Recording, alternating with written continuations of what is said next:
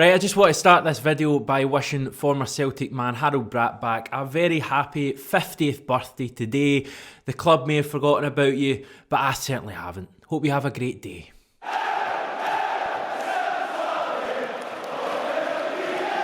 Okay, another hugely frustrating weekend and a hugely frustrating Monday as well. Manager commenting various things, but don't worry, I'm not going to touch on any of them on this video at all because I'm at a wit's end. I can't deal with it. I don't think any of you really want me to revisit the comments, to be honest. Instead, we're going to peer into the future. Neil Lennon's not going to be here next season. He just isn't. There's a few reasons for that. Chiefly that we've got a new chief executive coming in who will have to get the fans on side with season tickets, that kind of thing. Neil Lennon won't be our manager next season. So I thought we could look at next season and ponder some of the key things that Dominic McKay will look to change and some of the key things he has to change when he comes into Celtic. I think it's an exciting appointment. I touched on it last week. You can watch that video right now. And yeah, I think there's lots to be excited about the future of our club. As bleak as things seem right now at this moment, you know, things do go in cycles, and I think Celtic will be back next season. It quite simply can't be any worse than this season, put it that way. Right, before I go into the 5 things, just want to quickly say, if you've not yet subscribed to the channel, this is my usual shout out. We'd really appreciate you doing that. We crossed the 10k barrier at the end of January. February, we're hoping for far more subscribers as well. If you're watching this video and you've just realised you're not yet subscribed, then now would be the perfect time to do it. You don't even need to leave this video if you're watching on a laptop. You can just scroll to the bottom right hand corner and click that wee logo and then click subscribe. It would be greatly appreciated by me, by everyone else at 67 Hail Hail. Right, I think this is, for me, the number one thing that I'll be looking for from the so-called new Celtic regime. The days of social media silence after bad results have to be over. I mean, I say days, I mean quite literally the days of silence we get from the club. At the point of recording on Monday afternoon, we haven't yet had a tweet following the game or following the posting of the Neil Lennon interview after the St Mirren defeat. There's not even been any happy birthdays, and they missed John Collins yesterday. They look like they're going to miss Harold Brattbakk again today. Things must really be getting bad at the club.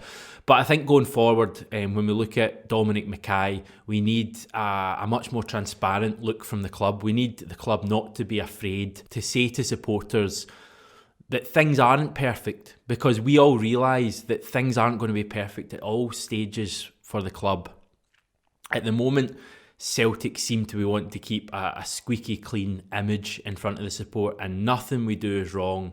And the supporters know that so much of what we do is wrong. And I think when McKay comes in next year, I would quite like Celtic to not be as obsessed by their own self-image. And I would quite like Celtic to be able to say, you know, we're not where we want to be at the moment. Everything isn't perfect at the club, but this is where we want to be, and this is what we're going to try to do to get there. The days have been fed information through trusted journalists at the Daily Mail and the Scottish Sun, for me, have to be over. We have to be getting the information directly from the club. I would love to see Dominic McKay doing semi-regular interviews on Celtic TV, for instance. We only ever hear from Peter Lawwell when he's either apologising for something or really wanting to put his spin on a major issue that he feels he's not getting a proper say in. Probably hear from him 2 or 3 times a year, if that. I would love to hear far more from Dominic McKay, hear how various aspects of the club are going. How's the academy getting on? How is the retail part of the club? How's the media elements? What's he making of the transfer business that we've done? I really hope he's not afraid to be in the limelight and speaking directly to supporters, because that is what we're craving right now. I really want to see the club putting more emphasis on Europe, but also planning for Europe. Domestic football will always be Celtic's bread and butter, but it's not okay anymore for me to say that Europe is a bonus. Europe has to be a real part of, you know, football and competition that Celtic place great deal of emphasis on and importance on. These European qualifiers, Champions League qualifiers, are worth so much money to the club. Talking anywhere between 20 and 40 million when you add in ticket sales and all that kind of stuff. And quite simply, we haven't planned well enough for these Champions route qualifiers over the last 9 seasons. We've only made it, I think, 4 out of 9 years. Just isn't good enough. And I think so much more could be done to have Celtic in the best possible state when these qualifiers come round. I mean, it's a running joke almost that we always end up with Near Beaton at centre-back, or Owen O'Connell, or Jack Hendry, someone like that at centre-back. We quite simply can't have that going forward. We need to be looking at these qualifiers, and admittedly there's going to be fewer of them going forward. The days of us having to play 4 qualifiers seem to be away thanks to the improvement of Scottish football on the continent. So I would really like to see Celtic working out what do they want to be in Europe. And for me, for too many years, we've settled for that glass ceiling of the last 32 of the Europa League, and it's just not good enough. A club like Celtic, with the fan base we've got, should be doing much better. Yes, the Champions League is dominated by teams from the top 4 or 5 leagues in general, but the Europa League has seen teams like Red Bull Salzburg and Shakhtar Donetsk and Slavia Prague over the last 3 or 4 seasons make it to, the quarterfinals, the semi-finals of this competition. There is no reason why Celtic can't do that. We did it at the start of the 21st century. I want to see a plan from Dominic McKay as to what he wants Celtic to be in Europe and how he can achieve it. This is a major issue for me and for many Celtic supporters. The main thing we love is seeing Celtic win. And listen, if Celtic won every trophy going forever with a team of foreign players, we wouldn't be bothered about that at all. But that's not going to happen. And what we want to see is more players coming through the youth academy. Celtic seem to have a reputation for bringing through players and nurturing youth. But if you actually look at the recent seasons in the first team, Kieran Tierney, probably the last player to come through and actually become a first team regular. Mikey Johnson's never really become a regular. James Forrest and Callum McGregor obviously prior to Kieran Tierney. So it's something the club can achieve, and it's something for me that they have to push on with.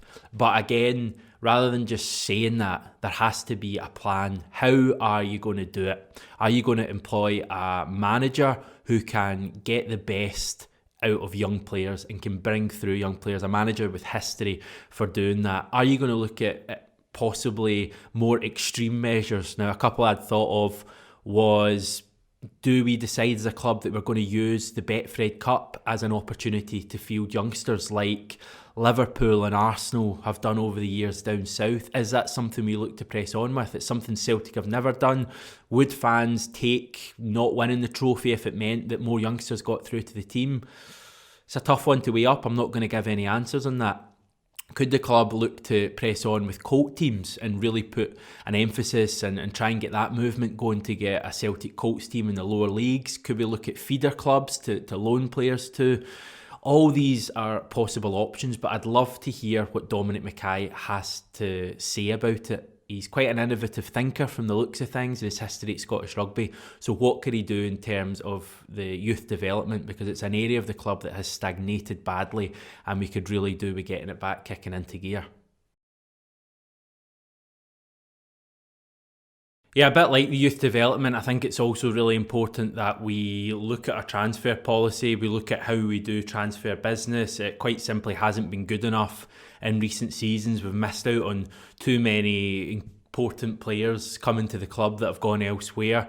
We need to work out what we want to do with transfers. At the start of the last decade, the 2010s, we were signing players from the likes of Belgium and Holland in terms of Virgil van Dijk and Victor Wanyama, and we were moving them on for between 10 and 15 million pounds. Is that still possible to do that nowadays, post-Brexit and with transfer fees on the up?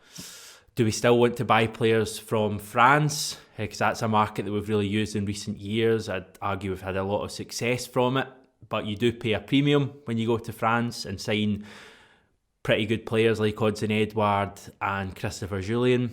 Do we persist with loan signings? I think ideally loan signings are something you bring in to supplement the steady foundations of what you have. They're that bit of glitz and glamour, that bit of star quality, like Mohamed El Yunusi, like Fraser Forster. I don't necessarily think we should be signing loan players in January for 6 months unless we have injury crises and stuff like that. I don't think they've really worked. You think back to the likes of Toljan and Burke and Weah in recent seasons. I think we should make it that loan signings are bare minimum a year. Ideally 2-year loans or 18-month loans like we had with Paddy Roberts. Are the kind of things that I think the club should look at as well, because there is a value in loans. I know a lot of people are totally against them, but they do allow us to sign players that would normally be out of our price range if we were signing them permanently. So I think that's something really interesting as well. Basically, I think there just has to be a plan from Dominic McKay, because it just seems so haphazard over the last few years. I think we got away with it for a few years because we were still winning trophies, but there are so many players have come to Celtic over the last 3 or 4 seasons and simply haven't made an impact at all, and have then left 2 or 3 seasons later. And finally, this is a really interesting one, because Dominic McKay has very little to no experience of running a football club, which is what he will be tasked with doing when he comes to the club in July. So I'm just pondering whether he will look to bring in a director of football or someone of that ilk that can run the football operations. Peter Law, for me, has held the club back over the last several years. I think things have just gone really stale there. He's been too important. He's been full of his own self-importance as well, and I think we need someone to come in and to lead Celtic as a football club and Celtic as a brand, but also to appoint someone to lead the football part of the operations. And I've said it before, if that person is an all-encompassing manager, then I'm not necessarily against that, but that manager has to have full autonomy to do what they want, like Brendan Rodgers should have been given, because he had some really good ideas and it seems like Peter Law got in his way. So that's something that really has to change when Dominic McKay comes in. Will it? We'll just have to wait and see.